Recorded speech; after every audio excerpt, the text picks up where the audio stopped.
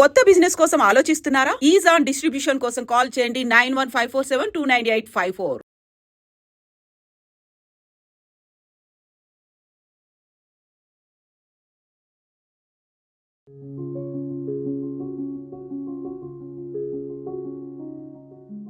నమస్కారం అండి.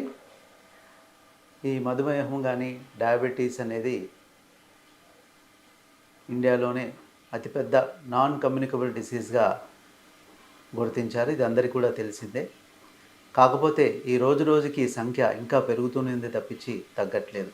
ఈ డయాబెటీస్ అనేది ఈవెన్ యంగర్ జనరేషన్ 20 నుంచి 30 ఏళ్ళ వాళ్ళకి కూడా వస్తూ ఉంది.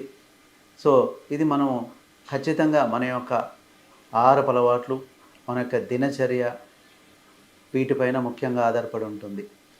సో అందులో భాగంగా మనం గమనించినట్టయితే ఈ ఆహారపు అలవాట్లు అనేవి చాలా ముఖ్య పాత్రను పోషిస్తాయి. మనకందరికీ తెలుసు, మన సౌత్ ఇండియాలో కానీ మన హైదరాబాద్ కానీ వీఆర్ ఆల్ రైస్ ఈటర్స్ అంటాం. రైస్ అనేది ఎక్కువగా తింటూ ఉంటాం. అయితే ఇప్పుడు ప్రస్తుతం చాలా రకాల రైస్ కూడా మన మార్కెట్లో లభిస్తూ ఉన్నాయి. అందులో ముఖ్యంగా ఈ వైట్ రైస్ అనేది ఈ డయాబెటిక్ వాళ్ళు ఎక్కువగా తినకూడదు అని అనుకుంటాం. ఇది వాస్తవంగానే మనం చూసినట్టయితే ఈ వైట్ రైస్ ఎందుకు మనం ఎక్కువగా తినకూడదు అని ఆలోచిస్తే, ఇప్పుడు మనకు ఏదైనా ఈ రైస్ అనేది కార్బోహైడ్రేట్ కిందికి వస్తుందన్నమాట. మనకు మామూలుగా ఆహారపు అలవాట్లు కానీ ఆహారపు విషయంలో కార్బోహైడ్రేట్స్ ఉంటాయి, ఫ్యాట్ ఉంటాయి, ప్రోటీన్ ఉంటుంది, అలాగే మైక్రోన్యూట్రియంట్స్ అని ఉంటాయి. ఇందులో ముఖ్యంగా మనం అంతా కూడా రైస్ ఈటర్స్ కాబట్టి కార్బోహైడ్రేట్ కిందికే వస్తుంది. మనం ఎప్పుడైనా తీసుకున్నప్పుడు కార్బోహైడ్రేట్ని సింపుల్ కార్బోహైడ్రేటా, కాంప్లెక్స్ కార్బోహైడ్రేటా చూసుకోవాలి. సింపుల్ కార్బోహైడ్రేట్ అంటే అది షుగర్ కానివ్వండి, లేకపోతే వైట్ రైస్, పాలిష్డ్ రైస్ కానివ్వండి, ఇలా వాటి కిందికి వస్తుంది.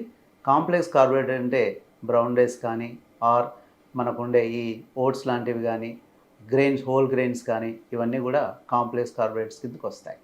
అయితే ఈ వైట్ రైస్ అనేది ముఖ్యంగా గమనించినట్టయితే ఈ glycemic index and glycaemic load అనే రెండు ఇంపార్టెంట్ మనకు వర్డ్స్ ఇంపార్టెంట్ అని తెలుసుకోవాలి. ఏ విధంగా అంటే ఈ గ్లైసిమిక్ లోడ్ అనేది ఏంటంటే మనం తినే ఆహారం రైస్ ఏదైతే ఉందో అది తీసుకోవడం వల్ల బ్లడ్లో గ్లూకోజ్ ఎంత పెరుగుతుంది దాన్ని బట్టి మనం చెప్పొచ్చు. దాన్ని గ్లైసిమిక్ ఇండెక్స్ అని అంటాం. ముఖ్యంగా వైట్ రైస్కి గ్లైసిమిక్ ఇండెక్స్ అనేది కొంచెం ఎక్కువగానే ఉంటుంది one compare to other rice అన్నమాట. మామూలుగా ఇట్ రేంజెస్ ఫ్రమ్ 56 to 70 వరకు కూడా చెప్పొచ్చు. ఈ గ్లైసిమిక్ ఇండెక్స్ అనేది మన బ్లడ్లో షుగర్ని పెంచుతుంది కాబట్టి వైట్ రైస్ని మనము జాగ్రత్తగానే తీసుకోవాలి. ఇందులో ముఖ్యంగా గమనించినట్టయితే రైస్ తీసుకున్నప్పుడు 100 గ్రామ్స్ ఉన్నప్పుడు అందులో క్యాలరీస్ ఎంత వస్తున్నాయి, అందులో మనకు ఉండే ఈ ఫైబర్ ఎంత ఉంటుంది, ప్రోటీన్ ఎంత ఉంటుంది, ఇవన్నీ కూడా చూసుకోవాల్సిన అవసరం ఉంటుంది. కానీ ఈ వైట్ రైస్లో ఈ గ్లైసిమిక్ ఇండెక్స్ ఎక్కువగా ఉండడం వల్ల అది క్వాంటిటీ తక్కువ తీసుకోవడం కానీ వీలైతే అది మార్చుకోవడం చేస్తే మంచిది. ఎందుకంటే మనం చాలా వరకు రైస్ అనేది కంట్రోల్ ఉండదు, ఒక ఫిక్స్డ్ క్వాంటిటీ లాగా తీసుకుంటే మంచిది. అదేవిధంగా గ్లైసిమిక్ లోడ్ అంటే మనం పర్ సర్వింగ్ ఎంత తీసుకుంటున్నామో కార్బోహైడ్రేట్ని కూడా మనం తెలుసుకోవచ్చు. ఆ గ్లైసిమిక్ లోడ్ కూడా వైట్ రైస్కి ఎక్కువగానే ఉంటుంది, అరౌండ్ 35-36 వరకు ఉంటుంది. లెస్ దెన్ 20 ఉంటే మంచిది, ఎందుకంటే ఆ గ్లైసిమిక్ లోడ్ తక్కువ ఉండడం వల్ల మనకు amount of carbohydrate per serving తీసుకునేదంతో తెలుస్తుంది అన్నమాట. సో ఈ విధంగా ఈ వైట్ రైస్ని క్వాంటిటీ తగ్గించుకోవడం అవసరం. కొంతమందికి తప్పని పరిస్థితుల్లో తినవలసిన అవకాశం ఉన్నట్టయితే వాళ్ళు ఈ వైట్ రైస్ క్వాంటిటీ తక్కువ చేసుకోవడము, తక్కువగా తీసుకోవడము చేస్తే మంచిది. అది ఎక్కువగా అందులో ఈ ఫైబర్ ఎక్కువగా ఉండే కూరగాయలు కానీ అవి ఎక్కువ తీసుకుంటూ బాగా నమిలి తింటే బహుశా కొంత పాజిటివ్ ఎఫెక్ట్ ఉండొచ్చేమో. బట్ ఏదేమైనా అవకాశం ఉన్నట్టయితే వైట్ రైస్ని బాగా తగ్గించుకుంటే మంచిది. ఆర్ దాని బదులు బ్రౌన్ రైస్ కానీ రకరకాలుగా మార్కెట్లోకి ఈ ఫైబర్ కంటెంట్ అందులో ఎక్కువ చేస్తూ వచ్చాయి. ఎందుకంటే మనం తినగానే మన పొట్టలో నుంచి ఇంటెస్టైన్ నుంచి బ్లడ్లోకి స్లోగా రిలీజ్ అయ్యేటట్టుగా ఉంటే ఆ ట్రాన్సిట్ టైం అనేది స్లోగా ఉండాలి. దాని ద్వారా ఏంటంటే మనకు బ్లడ్లోకి ఈ షుగర్ ఎక్కువగా పెరగకుండా ఉంటుంది. అదేవిధంగా ఇన్సులిన్ సెక్రేషన్ అవన్నీ కూడా తక్కువ ఉండే అవకాశం ఉంటుంది. సో ఇది వైట్ రైస్ గురించి అనమాట. అదేవిధంగా మనకు ఎప్పుడైనా సరే డయాబెటిక్ ఉన్న వాళ్ళు జ్యూసెస్ లాంటివి తీసుకోకండి. ఎందుకంటే జ్యూస్ తాగడం వల్ల ఏ రకమైన జ్యూస్ అయినా సరే అది బ్లడ్లో సడన్గా షుగర్ని పెంచే అవకాశం ఉంటుంది. అది ఆరెంజ్ కావచ్చు, వైట్ యాపిల్ జ్యూస్ కావచ్చు, ఏదైనా ఫ్రూట్ లాగా తింటే మంచిది. అన్లెస్ దంతాల ప్రాబ్లం ఉండి తినలేని పరిస్థితి ఉన్న వాళ్ళు తప్పిస్తే ఫ్రూట్ని ఫ్రూట్ లాగా తినండి. దానివల్ల ఫైబర్ వస్తుంది. అదేవిధంగా అందులో ఉండే ఫ్రక్టోజ్ కానీ సుక్రోజ్ కానీ అది స్లోగా అబ్జర్వ్ అవుతుంది, షుగర్ ఎక్కువగా పెరగకుండా ఉంటుంది. సో అరటి పండ్లు మాత్రం డయాబెటిక్ కంట్రోల్ లేకపోతే మాత్రం తినకూడదు. అదేవిధంగా మనకు చూసినట్టయితే ఈ ఆలు అంటే ఈ కార్బోహైడ్రేట్ ఉండే ఏదైతే ఉంటాయి ఈ ఫుడ్స్ ఉంటాయి రూట్స్తో ఉంటాయి, సో అవి ఆలు కానీ ఎటువంటివి కూడా తక్కువగా తింటే మంచిది.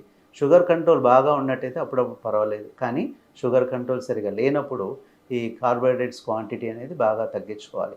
ప్రోటీన్ కంటెంట్లో మార్పు రాకూడదు. ప్రోటీన్ అంటే ఇది వెజిటేరియన్లో చూసినట్టయితే పల్సెస్ కానీ బీన్స్ కానీ ఇవన్నీ కూడా ఎంత క్వాంటిటీ అయినా తీసుకోవచ్చు. ప్రోటీన్లో ఎప్పుడు తగ్గించకండి. అలాగే ఫ్యాట్ కంటెంట్ మామూలుగా చూసినట్లయితే మనకు అవసరమయ్యే ఫ్యాట్ పాలీ అన్సాచురేటెడ్ ఫ్యాట్ అనేది చాలా వరకు మంచిది బాడీకి, హార్ట్కి కూడా మంచిది. వేరాజ్ సాచురేటెడ్ ఫ్యాట్ అంటాం, అంటే డాల్డా లాంటిది కానీ ఆయిల్ మనం ఎక్కువ తీసుకోవడం, సో ఆ క్వాంటిటీ తగ్గించుకుంటే మంచిది. సో అదేవిధంగా మనకు ఈ యూస్ఫుల్ ఫ్యాట్ అనేది మనకు అవసరమే. ట్రాన్స్ ఫ్యాటీ యాసిడ్స్ అంటే ట్రాన్స్ ఫ్యాట్ బాగా వేయించినవి ఇటువంటివి అనేవి ఎక్కువ తీసుకోకపోతేనే మంచిది. తద్వారా బ్యాడ్ కొలెస్ట్రాల్ పెరిగి హార్ట్కి అవన్నీ కూడా ఫ్యూచర్లో మంచిది కాదు. సో ఈ విధంగా మనం చూసినట్టయితే ఈ కార్బోహైడ్రేట్స్లో కాంప్లెక్స్ కార్బోహైడ్రేట్స్ తీసుకోవాలి. ప్రోటీన్ కంటెంట్లో తక్కువగా కూడా 1 gram per KG wait minimum తీసుకోవచ్చు. అలాగే బాగా ఎక్సర్సైజ్ చేసి అది ఉన్నప్పుడు కొంచెం ప్రోటీన్ కంటెంట్ ఎక్కువ తీసుకున్నా ఇబ్బంది లేదు. అదేవిధంగా ఫ్యాట్ కూడా అరౌండ్ 10 to 15% నుంచి 25% వరకు వెళ్ళొచ్చు. ఒకవేళ ఒబేస్ ఉన్నారు, బాగా అలా ఉన్నారు, ఫ్యాట్ కంటెంట్ని తగ్గించుకుంటే మంచిది. సో మంచి ఫ్యాట్ ఉంటుంది, చెడు ఫ్యాట్ ఉంటుంది, ట్రాన్స్ ఫ్యాటీ యాసిడ్స్ ఉంటాయి.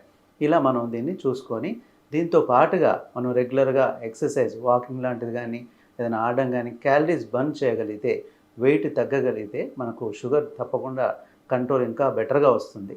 సో డైట్ అండ్ ఎక్సర్సైజ్తోనే చాలా వరకు డయాబెటీస్ని కంట్రోల్లో పెట్టుకోవచ్చు. మెడిసిన్స్ అనేవి ఎవరికైతే ఈ కంట్రోల్ లేదో వాళ్ళు తీసుకుంటే మంచిది. రకరకాల మందులు అలాగో వచ్చాయి, కొంత వెయిట్ని తగ్గించే మందులు ఉన్నాయి షుగర్తో పాటు, అదేవిధంగా బాడీలో ఇన్సులిన్ పెంచే మందులు ఉన్నాయి. సో ఈ రకంగా ఈ మెడిసిన్స్ వాడుకోవడం ద్వారా కూడా షుగర్ని కంట్రోల్ చేయొచ్చు. ఏదేమైనా చాలామందికి ఇంక్లూడింగ్ ప్రీ డయాబెటిక్ కానీ వీళ్ళందరికీ కూడా డైట్ ఎక్సర్సైజ్ అనేది ఇంపార్టెంట్. దాంతోపాటు స్ట్రెస్ కంట్రోల్ కూడా చేసుకుంటే మరీ మంచిది. సో వీటి ద్వారా మనము ఈ షుగర్ని ఖచ్చితంగా మన కంట్రోల్ పెట్టుకోవచ్చు. మనం ఏం తినాలి ఏం తినకూడదనే అవగాహన ఉండాలి. ఇంకా ఏమైనా సందేహాలు ఉన్నా కూడా మీ దగ్గర ఉన్న డాక్టర్ని సంప్రదించవచ్చు. తద్వారా మీకు లాంగ్ టర్మ్గా తక్కువ డోసెస్తో మీరు మెయింటైన్ చేసుకోవచ్చు. And for more videos, Please subscribe to iDream. Please subscribe to iDream. Please subscribe iDream. And please subscribe to iDream. For more videos, subscribe to iDream. please like, share and subscribe to the channel. Congratulations, iDream. Subscribe to iDream. Subscribe to iDream. So subscribe to iDream Media. iDream team andarki huge congratulations. Please subscribe iDream Media. Please subscribe to iDream. Subscribe iDream. Please subscribe to iDream. iDream అంటే నా కళల ఛానల్ను subscribe చేసుకున్న నోరు తిరుగుతలేదు, మీరైతే గంట గుర్తు కొట్టండి. For more such videos, please subscribe to iDream. Subscribe to iDream. Please subscribe to iDream. Please subscribe iDream Media. Please do subscribe to iDream. Please subscribe to iDream Media. For best entertainment and information, please subscribe iDream. And don't forget to subscribe to iDream.